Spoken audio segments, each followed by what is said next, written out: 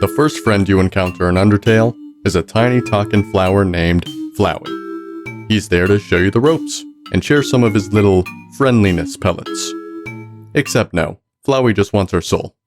But then, someone comes in to save the day. A woman named Toriel Dreemurr. An old goat monster lady who just wants what's best for you.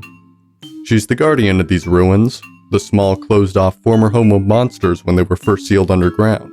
She comes here every day to see if a human has fallen down, and she came in time to save our skin from that pesky flower.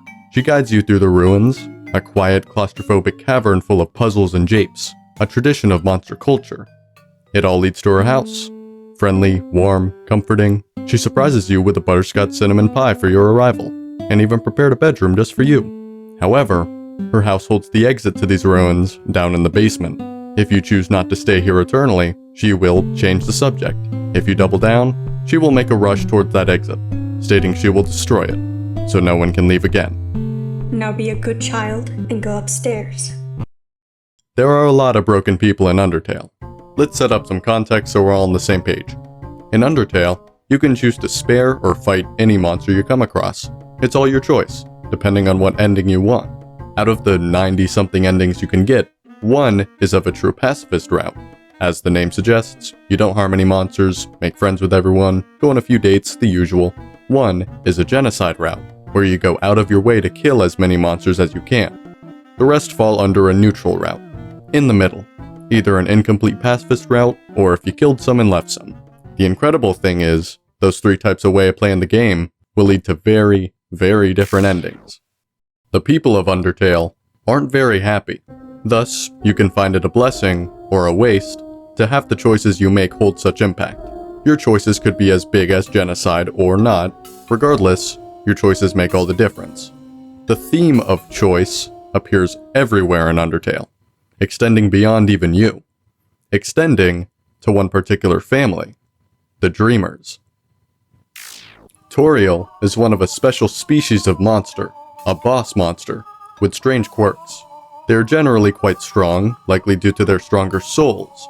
Monsters' souls are different from those of humans. While a monster's body and soul are separate entities, the body being mostly made of magic, and the nature of the soul being mostly mysterious, they are yet irreparably linked. The soul will collapse once the body does, leaving just a pile of dust. Human souls, however, will persist after the body's death, and boss monsters' souls will withstand for just a little bit before collapsing. Additionally, when boss monsters have children, some of their soul power will drain into that child, so that as long as that child is in existence, those parents will age. Once that child grows to the age their parents were at conception, that child will stop aging. If that child is ever not existing, the parents will not age, making them immortal from any natural causes. Let me tell you a legend. A long time ago, monsters lived among the surface peacefully with humans. Yet one day, it was found humans could absorb the souls of monsters, and vice versa, though the only feasible chance a human could is with acting in the tiny window a boss monster's soul persists. In absorbing a human soul, the monster would become something horrifying, and gain an unfathomable amount of power. Fearing for their safety, humans declared war. The monsters were not nearly as powerful, many being lost, and not a single human soul being taken. 7 of the humans' greatest magicians sealed the remaining monsters underground, under the barrier, a barrier anyone can enter, yet can't leave through. While one can cross the barrier with a single soul from the other group, the only chance they have to break it is to hit it with the combined power of 7 human souls. Thus, the monster's king, Asgore Dreemurr, has left his citizens in waiting for 7 humans to fall. By the time of your arrival, you're the 7th soul they need. No wonder Toriel is so protective of you. She holds your hands through most of the ruins, all the while referring to you as her child, innocent youth, little one. She never bothers to ask for your name. She instead assumes the role of mother immediately. It's really a surprise she's surprised when you call her mother. Perhaps that isn't very surprising. Still, if she feels hesitant to test your independence with a hallway where you walk forward, it seems she just can't help but embody that role. In the Snowdin Library, the Snowdin Library, there are several books which detail monsters in their history. Love, hope, compassion. This is what people say monster souls are made of, but the absolute nature of soul is unknown. After all, humans have proven that souls don't need these things to exist. Why is Toriel so loving to us? Well, because we're not the only human to have fallen down here. Once you enter her house, she shows you your bedroom and gives you a little pat on the head. It's a room perfect for a little kid, with toys galore, an empty picture frame, a box with kid shoes of all sizes. This house was made to have kids. After your little nap, you can go talk to Toriel on her very Toriel-fitting chair, where she'll say all the things she wants to get to now that you're here. Excitement to where it's hard to get the words out. Panic once you ask when you can go home. She's confused by your question. The ends of the tools were filed off to make them safer. The fire isn't even hot enough to burn you. She's been so kind to you this whole time. This house was meant to have kids. This is your home now. Would you like to hear about this book I'm reading? It's called 72 Uses for Snails. You can play along, but sooner or later, you have to ask for the exit to the ruins. Now, she has to do something. You're not the first to fall down here, and far from the first to leave, but Toriel can't let that happen.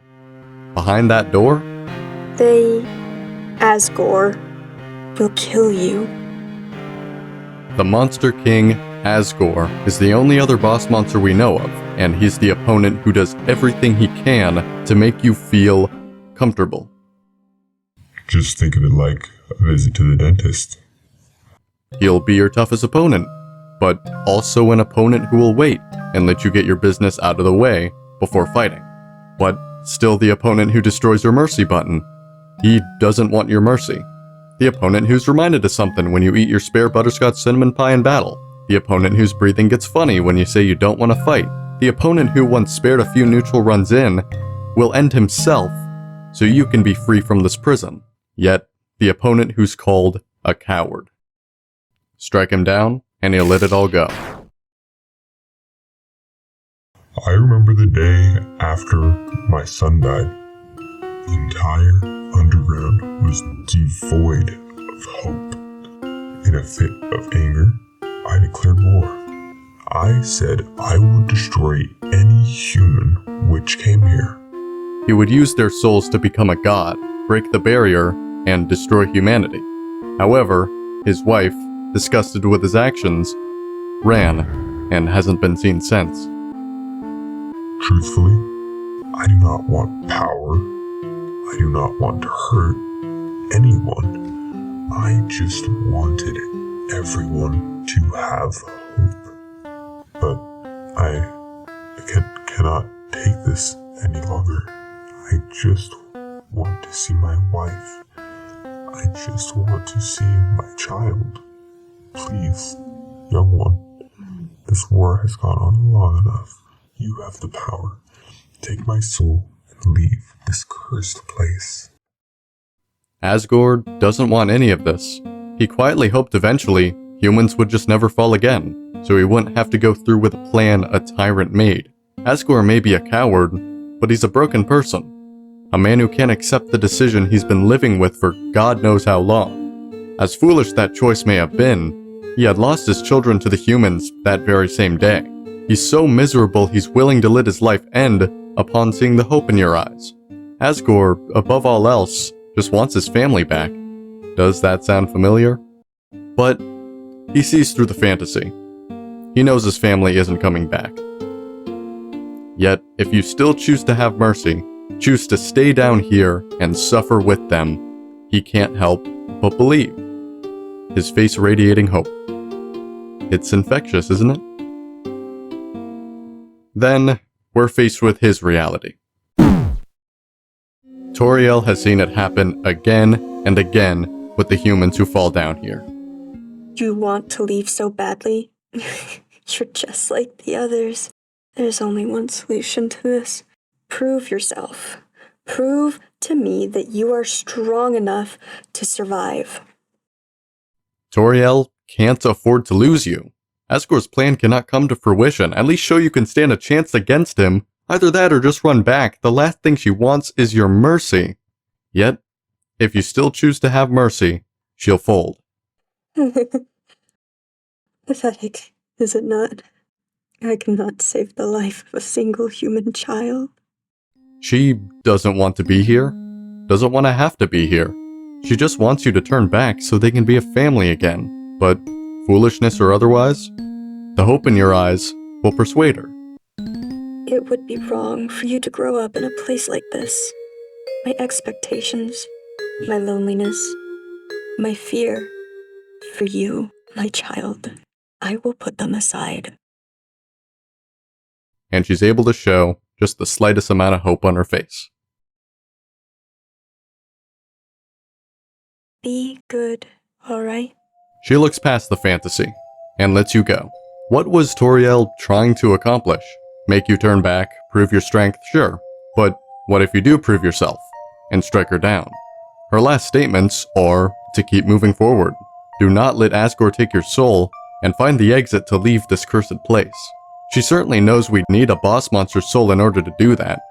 Does she want us to take her soul? Even towards her murderer, she harbors no ill will towards you, still able to show the slightest amount of hope on her face in her last moment. What is Toriel without her duty as caretaker of the ruins, either caring for a child or waiting for one? What is Asgore without his duty as reaper of fallen human children? They're broken people who've lost everything. Guardian of the ruins. You can't even take care of yourself.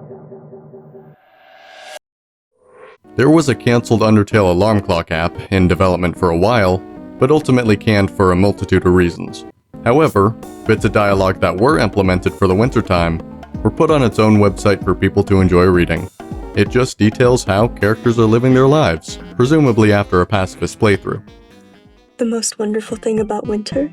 Oh, it has to be coming home at night with the snow still sparkling, getting out of the cold and into the warm house, which is still freezing because a dog is sleeping on the vent. Oh well, what is fire magic for? Whoa, you do that to a dog? Leave. It's a lot of fun for those looking for more from these characters, and the plotline which connects each monologue is one of a party. But this year was very special. We were able to put on a big holiday celebration for all our friends. All sorts of people came to the party bearing gifts. Much merriment was had, gathered around the television, watching seasonal specials like Mettaton Saves Santa Claus and Mettaton the Red-Nosed Reindeer. I noticed Asgore getting teary as he watched. As the night progressed, Miss Toriel got very rowdy. I think she had too much eggnog. She started singing holiday songs very loudly, while replacing the words with cursed words, and kept trying to get Alphys to sing and dance with her. They ended up locking her in the garage, where she fell asleep. But lucky us, Papyrus came to put a cloth over her. Flowey had much less sympathetic words to give. Golly, that's right, the party. They left her there. Abandoned her in the garage to rot in the cold. Her mind burnt to nothing from all that merrymaking. They think she's made so many friends. They're lucky they never saw her in the ruins, living in loneliness, waiting for someone to fall down. At her very worst, even forgetting to eat or sleep. Pathetic. I remember finding her and laughing at how miserable she looked, splayed out on the ground in weakness. Guardian of the ruins. Ha! You can't even take care of yourself. And then, I don't know why, but with half-closed eyes, she touched my face and said, "Azrael, I'll never let you go again," and fell asleep. Idiot. You can't even take care of yourself. Azrael Dreemurr, the late son of Asgore and Toriel, a beloved long-gone piece of history monsters of New Home seem to treasure. Now stuck in a soulless flower, compassionless, burdened with the anagrammatical name of serial murderer. Despite that, made the choice to pick his mother off the ground and tuck her into bed, and place a glass of water filled to the brim to wait for her. Somehow, despite the very nature of his new form, despite everything he's gone through, he still tries to find the care in himself he has for her. Flowey can't feel compassion. That comes from the soul, something he hasn't had in a very long time. What happened to him? His reality can be summarized with a mantra. This world is kill or be killed. One he taunts you with repeatedly if you dare make friends with these people. But what does Flowey know about this world? just about everything. In Undertale, the very nature of its world is built on video game foundations. Your LV, HP, gold, actual measurable statistics everybody has. Your save file, a physical manifestation of your determination, able to cause resets in time, which some characters are aware of in-universe, to an extent. The ability to save and load is a power granted to whom in the underground holds the most amount of determination, which in this world is to a physical substance humans produce a lot of, which allows them to persist after death, to determinate. Monsters can produce a tiny amount of it, but with their comparatively feeble forms, too much of it will cause them to melt and deform. But what if determination was injected into something neither human nor monster?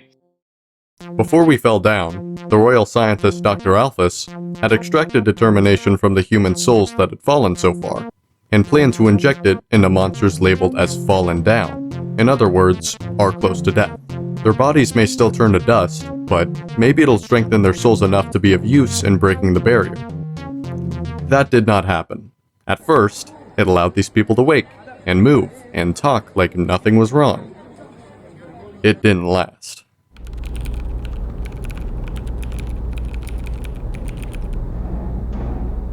Their souls became stronger, willing to persist, while their bodies couldn't.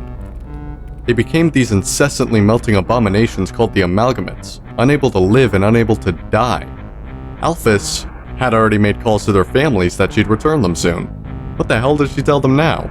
She panics, and begins to inject more determination into them in hopes it might reverse things. At a certain point, she starts injecting everything with determination, until she discovers that the flower is gone. The flower from Asgore's garden. The first golden flower. The one from the outside world. It showed up after the queen left. It too was used as a vessel for determination.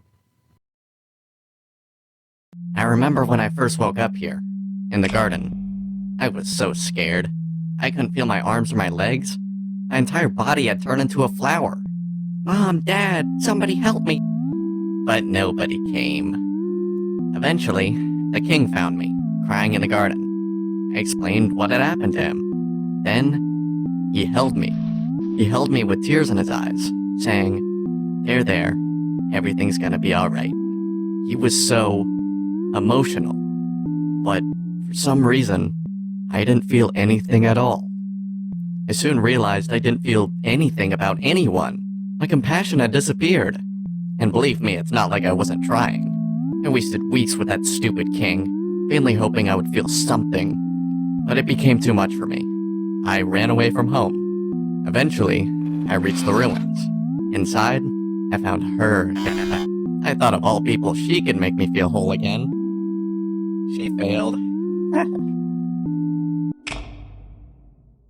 In a scarily common theme among the Dreemurrs, he tried to take his own life. But, as if nothing happened, he woke back up, in the garden, back at his save point. He was too determined to die. What happens when a compassionless being gains the ability to reset time?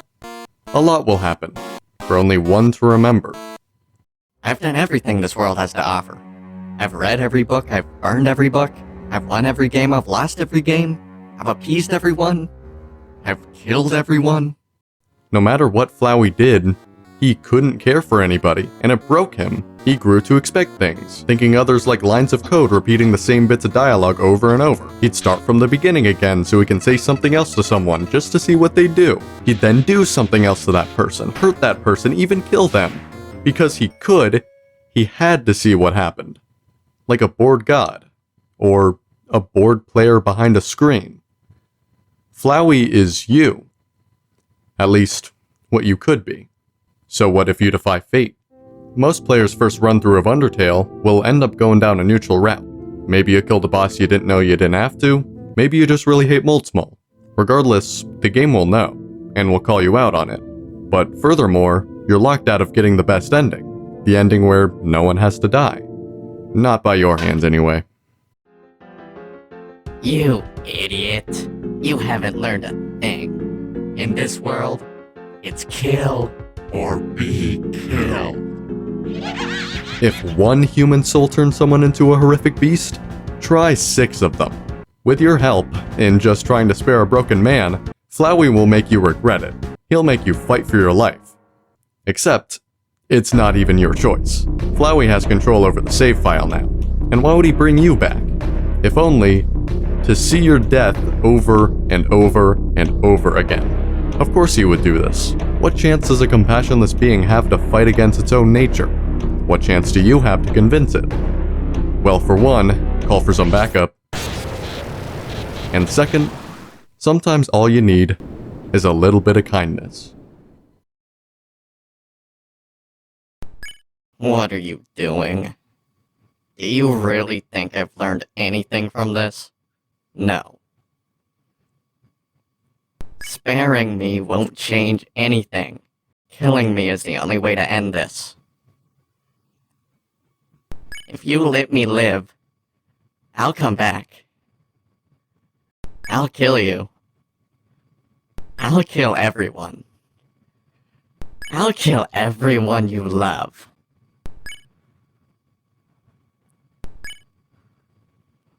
Why? Why are you being so nice to me? I can't understand. I can't understand. I just can't understand. Flowey ran away. He doesn't want your mercy. He can't understand it. At least the others chose to enter the lives they live now. Azrael didn't choose to become a flower. He didn't choose determination, and he sure as hell didn't choose to not care, and he hates that. He wants to care for people, but as time goes on, that seems more and more like a fantasy. The only person he thinks could possibly make him feel something again would be his best friend. A long time ago, I knew someone that always filled up their glass so the liquid was just peeking over the brim. It was the most efficient way to fill it, they said, regardless of how thirsty they were. Because of that, my son started doing it too, and there were lots of spills in the house. In the ruins, that time, the glass was full, just like that. And recently, when I woke up after the party, the glass next to me was too. The Dreemurrs were once a family of 4, with an adopted human child, who didn't fall down the mountain for a happy reason. They were one to bring things to their absolute. They'd carry so many flowers that'd cover their face, and they hated humanity. In Azrael's words, they were a very different person to you, nor were they really the greatest person. My best friend's favorite number is 9. It's because there ain't a number that's higher. 9, 99, 999, 9,999. If everything gets high enough, you become invincible. Nothing can hurt you anymore. Nothing can hurt anyone anymore. But isn't it scary to think there's a highest number? That if you made 99 good memories, you couldn't hold anymore? So, I don't like to keep count of the flowers we pick, or the times that they laugh, or how many scary faces they make. I just hope we'll be friends for 999 more years. These words are from the Undertale/Deltarune 9th anniversary newsletter. There's more to learn about them from old tapes down in the True Lab, like Azrael asking for them to do their creepy face, or the time they accidentally put buttercups instead of cups of butter into their dad's pie. It got him so sick, he should have just laughed it off too. Anyway, where are you going with this? I don't like this idea. What? No, I'm not. Big kids don't cry. The sick human had only one request: to see the flowers from their village again. Either way, their plan would be for nothing if Azrael hesitated. Once it was done, Azrael took their soul. Now they shared a body. They crossed the barrier, the human's body in hand, and went to the village. Azrael found a body of flowers and carried the human onto them. Suddenly, screams rang. The villagers had noticed them and began to attack, one wanting desperately to destroy every human they saw there, yet Azrael couldn't let them. It took all of his willpower to stop them from doing so. So taking the body, he walked away. Azrael stumbled home, entering the castle only to collapse, his dust spreading over the garden. Where's the human's body now? Don't worry about me. Someone has to take care of these flowers. Azrael's pacifism doomed their plan, threw monsterkind into despair, broke their family. How could he think anything else other than this world is kill or be killed? That's your cue to show him that's just a fantasy. Anyway, if I got here before you, how'd you know how to call everybody? Yeah, let's just say, a tiny flower helped me. After that fight you had with Omega Flowey, you returned to your save file, maybe got some business out of the way, but eventually, you had to face the king once more, though this time, Toriel stops it. At first, I thought I would let you make your journey alone, but I could not stop worrying about you. It would burden you with a horrible choice. To leave this place, you would have to take the life of another person. Is that not what I've been trying to prevent this entire time? As terrible as Asgore is, he deserves mercy too. Soon enough, all the friends you've made start piling in to state that no one should fight. But that was all just a plot. While you were having your little powwow, Flowey took the human souls, and now, your friend's souls are gonna be his too. And you know what the best part is? It's all your fault. It's all because you made them love you. And now, with their souls and the humans together, I will achieve my real form. Why am I still doing this? Don't you get it? This is all just a game. If you leave the underground satisfied, you'll win the game. If you win, you won't want to play with me anymore. You'll know what I do then. But this game between us will never end.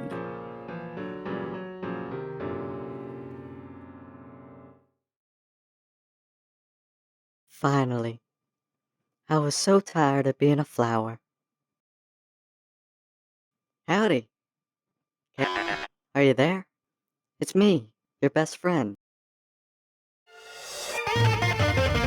Flowey didn't recognize you at first, but began to think you were his best friend, and now, you get to play together again. In a battle, which by all means should be completely impossible for you to win, you continue to have hope. Your act button is replaced with a save button. You get to reach into Azrael's soul and call out to your friends, remind them of their lives, and return them back. But something's missing. It seems there's still one last person that needs to be saved. You reach out and call their name.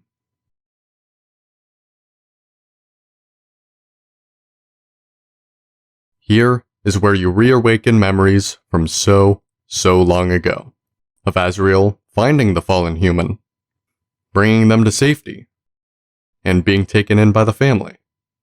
Azrael starts to feel something, but he denies it.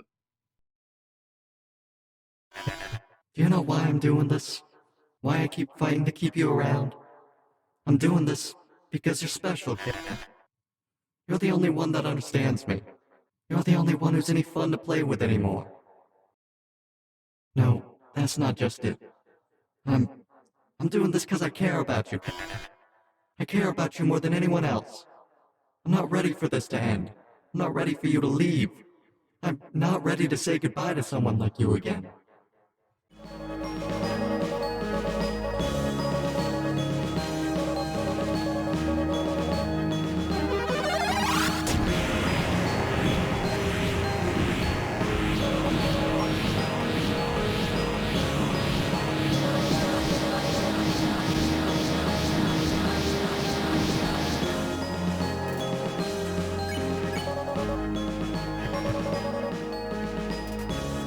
I'm so alone. I'm so afraid.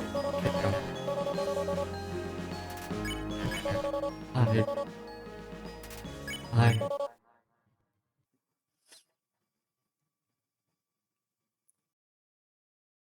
I'm so sorry. I always was a crybaby, wasn't I, Chara? That's when Azrael realizes we're not really. They've been gone for a long time, and we finally get to listen to our vessel say their name. Frisk. They aren't called the name we gave them, of course they aren't. they are their own person. Azrael couldn't feel compassion for so long. Once he finally felt it again, he was able to think clearly again. He understands if you don't forgive him, even if you hate him. He's hurt so many people for so long. Yet, you can choose to forgive him and comfort him by giving him a hug.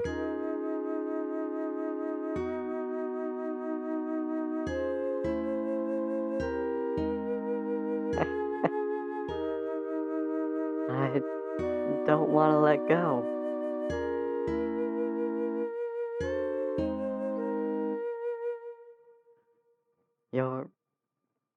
You're gonna do a great job, okay? No matter what you do, everyone will be there for you, okay? After everything he's done, to them, to you, soon to be turned into a soulless flower again, who won't even give himself the chance to speak to his family again, you're able to give him just the slightest bit of hope. By the way, Frisk, take care of Mom and Dad for me, okay? Your endless perseverance is why Flowey's still here in the modern day. He wants to call his own slumped-over mother pathetic, yet wants to care for her.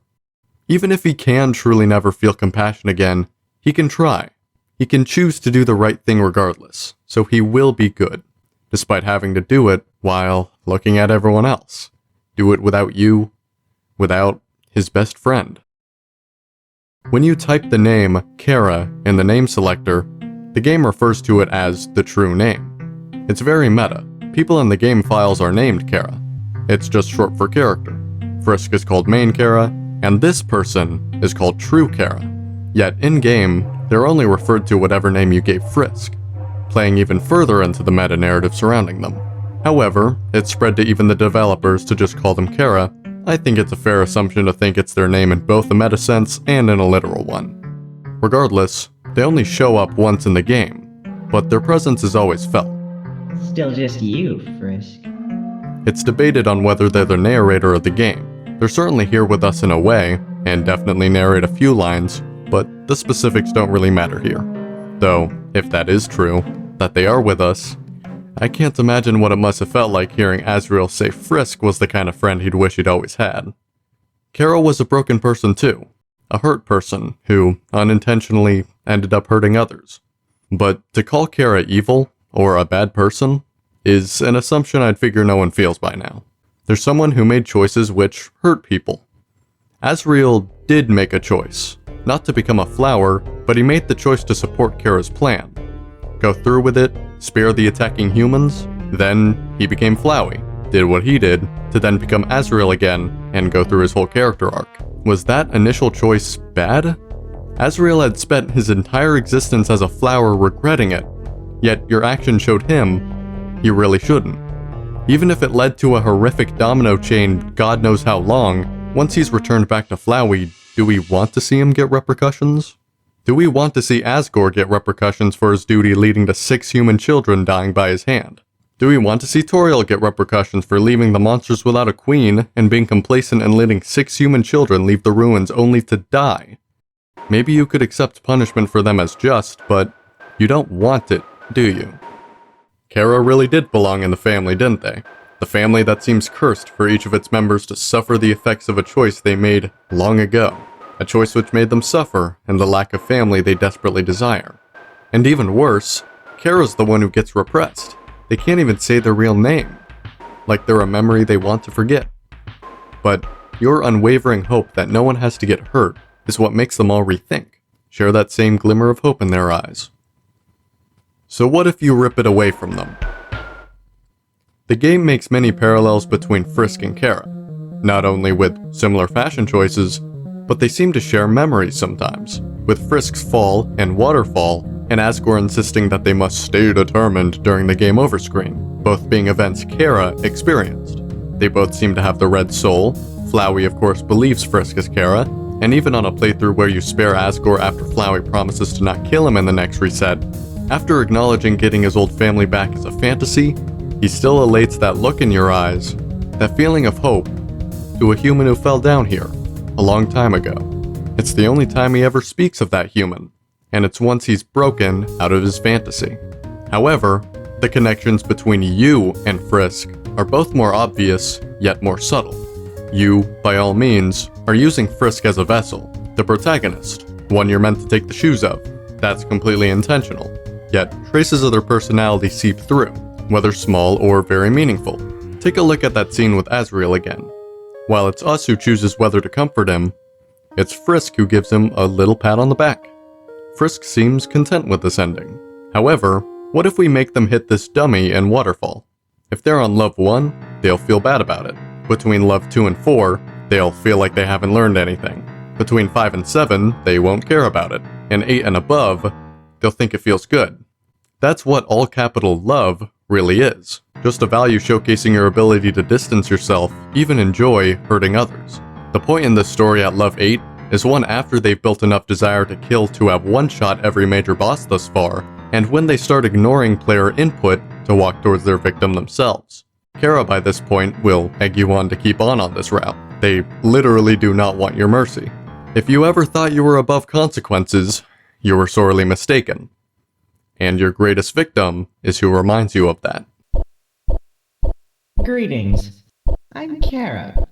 Your power awakened me from death. My human soul, my determination, they were not mine, but yours. With your guidance, I realized the purpose of my reincarnation. Power. Every time a number increases, that feeling, that's them. The addictive feeling of power that grows as you proceed through this role-playing game is enough to get you to stop caring for these lines of code. No, that's not just it. That's disassociation. What's really going on here is your desire to push this world to its limits. See everything there is to see. You're here because you're too attached. Even Flowey was imploring you to let them live their lives. Don't give them a worse ending. But it doesn't matter now. You've killed the game. There is nothing else.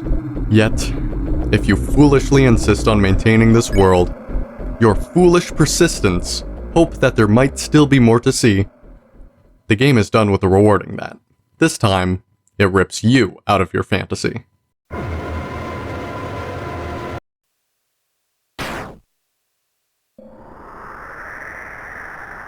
You're left on a black screen for 10 minutes. And the game will make you answer. Do you think you're above consequences? Exactly. Then, in exchange for this world, they ask for your soul. A transaction the game never forgets. The power you gain in this route, it may not burden you, but it burdens someone else. It amplifies Chara's worst trait, a desire for power, for numbers to go up, so nothing can hurt them anymore. It's not as simple as just thinking Chara's been controlling your actions this whole route.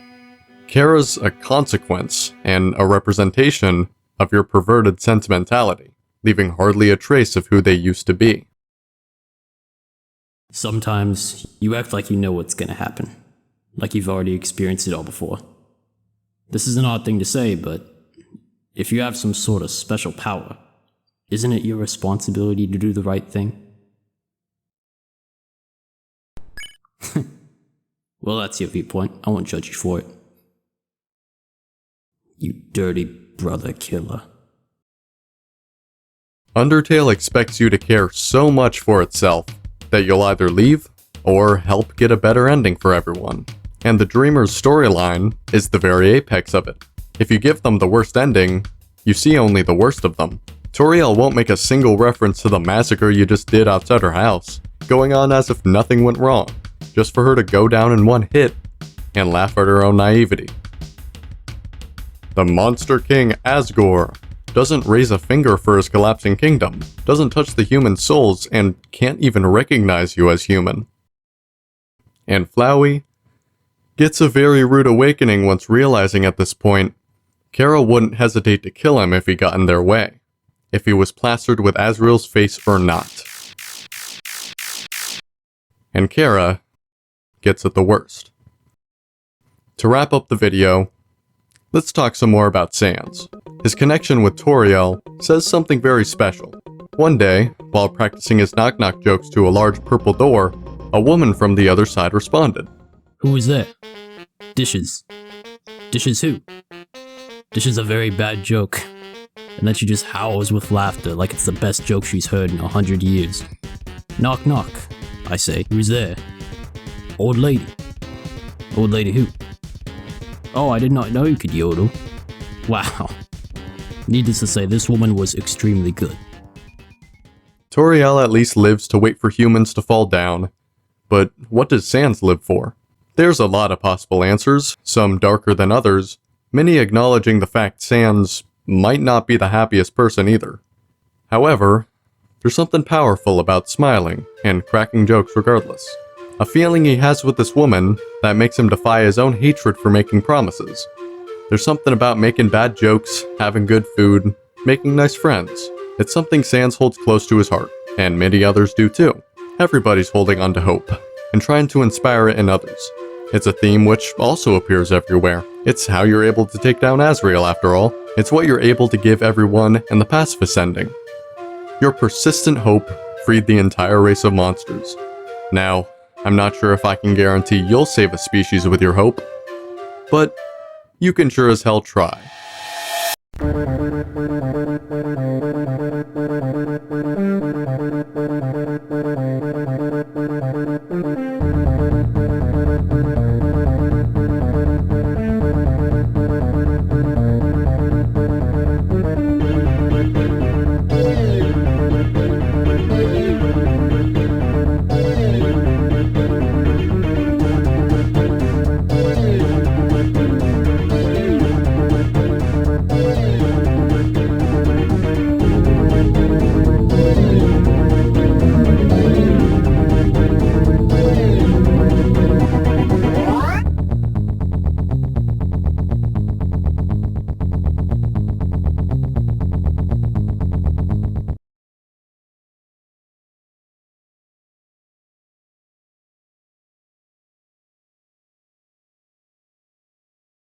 I'm Sans, I like watermelon.